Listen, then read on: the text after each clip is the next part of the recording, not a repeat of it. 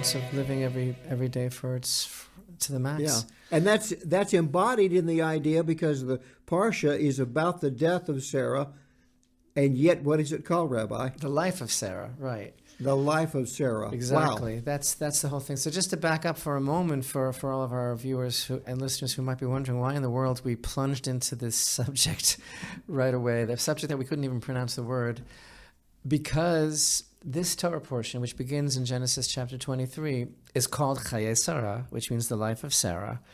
Yet it doesn't describe the life of Sarah other than to tell us how old she was in the first verse. And the entire first chapter of the Parsha is all about Abraham coming and eulogizing and crying for Sarah, and the elaborate, meticulous description that the verses bother to record regarding his acquisition of a burial site, which of course is the famed tomb of the patriarchs in Hebron, one of the absolute portals of spiritual power in the world. I'm so upset with you that you've never been there. After all your trips to Israel and the next trip that you have, which is soon, God willing, I am personally taking you by the hand to Marat HaMachpelah. Everybody, I've been there. I thought you told me that you hadn't been there. No, I haven't been to the tomb Rachel. of Rachel. Right, that's I've been to Machpelah at least twice. Okay, that I can recall. I got confused because I remember recently you told me that you hadn't been somewhere, and it was to the tomb of Rachel, which is really on the way. Yeah.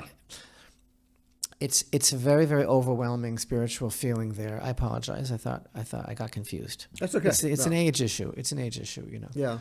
But we're taking that supplement, so that should help. But it's the whole Parsha is the whole first chapter of the Parsha is focusing on this whole concept of the extent that Abraham went to make sure that this was going to be a purchase guaranteed forever, and the Torah records it. That's another whole story. Why that's so important, and this leaves us with many questions. The whole way that Torah treats this subject in this first chapter, and then the rest of the Torah portion. So it's a unique portion because there's only two things in the entire portion, basically: the death and a funeral of Sarah, and then the continuation of the family in that Eliezer, the servant of Abraham, goes to find a wife for Yitzchak, and the way that he went about it, and the prayer, and the way that he formulated it, and the way the story is told, also is absolutely spellbinding what it all means. But those are the only two concepts here, really: the death of Sarah and finding a wife for Yitzchak. But in a way, the Parsha is sort of bookended by two more passings. The passing of Avraham Avinu at 175, and it actually ends the Parsha with the death of Ishmael. So there's a lot of passing away going on in this Parsha. Right. And the Abraham himself passes away in this Parsha, like you said. Yeah, 175 years of age. And I was looking at one of my favorite sources, the Seder HaOlam, the chronology of the people of the Jewish people, the people of Israel. And within the span of this Parsha, I was noticing that also Shem passes away. Shem passes away about this time. But what's interesting is that Shem actually lives up until the time to see the birth of Yaakov and Esau. I mean, it's again, these Parsha encompass these epic narratives. So like you're pointing out, so accurately, we're really looking at a changing of the guards now in this parsha. This is like the old generation is past, and that's why it's so important for Yitzchak to find the right wife, to basically carry forth the torch of the legacy of Avraham Avinu, and Eliezer knew that, and that's why it was so important. Right. But still in all, though Avraham himself and Yishmael pass away in this parsha, it's called the life of Sarah. It's named after her, and it's called the life of Sarah. And of course, the first question that comes to mind is, why is it called the life of Sarah when the whole parsha, the first chapter, is only dealing with her death? And so, there's a lot of traditional commentary on this. It's quite obvious, the conclusion that many of the sages reach, which is basically that what's important is the way a person lived their life, and that even though this is about her death, that's not even like relevant to the whole idea. The mark that she made was the mark that she made in life, and that's the basic kind of like introduction to the whole idea. But the thing is, anytime Torah bothers to record something, there are huge life lessons to be learned. We know that. That's the whole idea of constant Torah study. And so from each of these things, and from the juxtaposition of, the concept of Sarah's death and burial, and the prayer of Eliezer and finding Rivka, they're connected. There's huge life lessons. But the first thing is that there is, this week for you and I, and for our listeners and viewers, it is an excellent opportunity to try and talk openly about life and death. Life and death, because the first thing that you said, we haven't even started and barely said hello. You said we're going to talk about the D word, right? Why is that? Because, and my whole thing is like, what is the Torah's attitude about death? You mentioned something beautiful from that funeral about what that rabbi said, but why is that? It might sound strange to a lot of people. It might sound very eye-opening to a lot of people, and I think comforting, because the truth is, Jim, that in the society that we live in today, some people, and to this you were alluding to, I know you could pronounce the word, but some people do find this topic to be so unsettling, and so it makes them so uncomfortable to the point that they honestly can't think about it at all.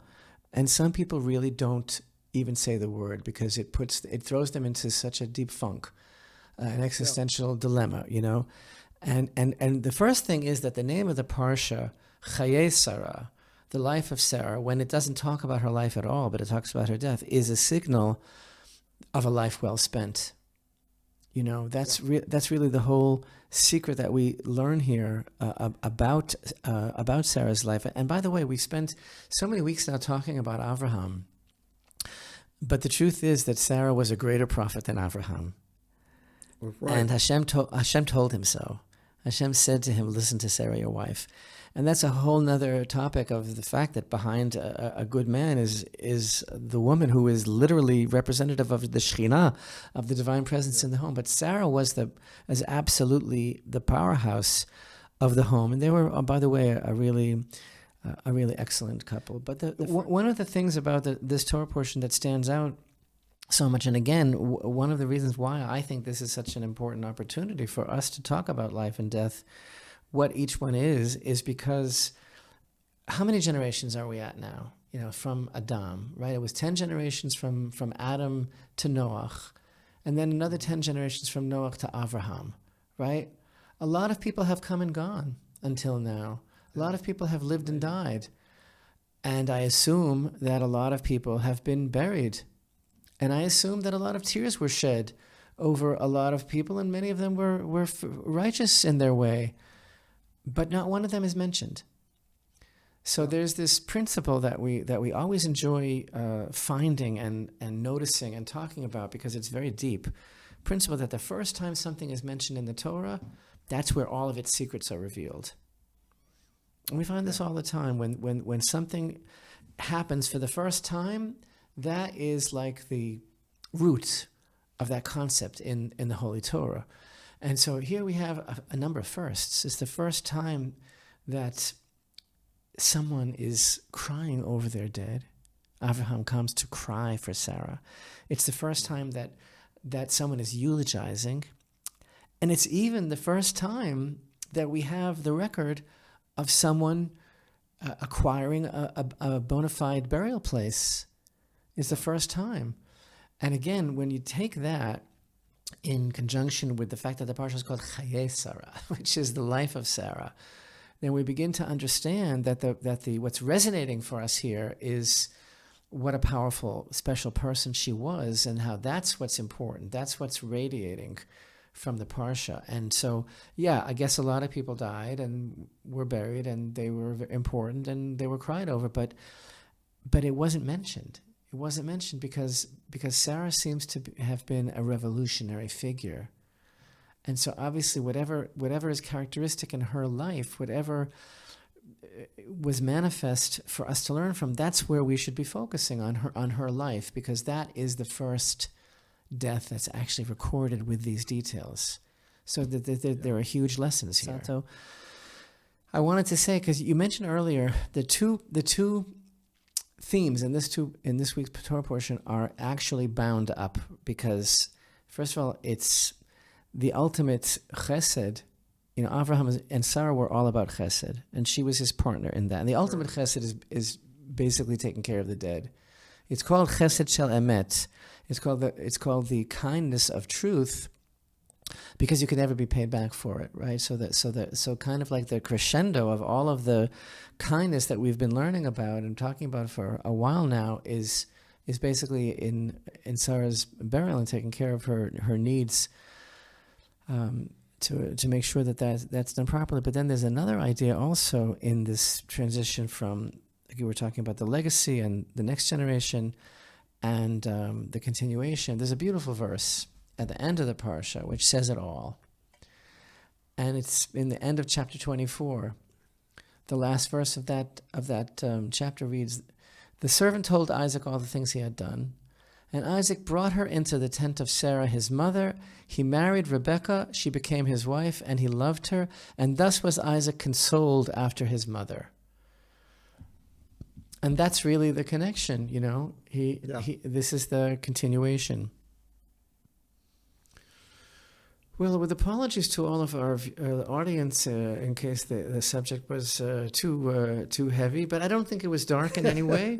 I think No. It's really beautiful to have perspective. You know, whenever we are giving thanks to Hashem, we're thankful, we're grateful, we're celebrating our lives. We say l'chaim, because it's all about life. It's a celebration of life in every way. But the fact is, we're tempered. Like the Rabbi said at the funeral, like the Midrash says about the verse in Ecclesiastes 7:1, like all the great and holy sages are teaching us, we're tempered with the reality of understanding that, you know, it's transient and the soul is eternal, and we cannot be distracted by the illusions, and we have to make the most of everything, because that's really our mission in this world.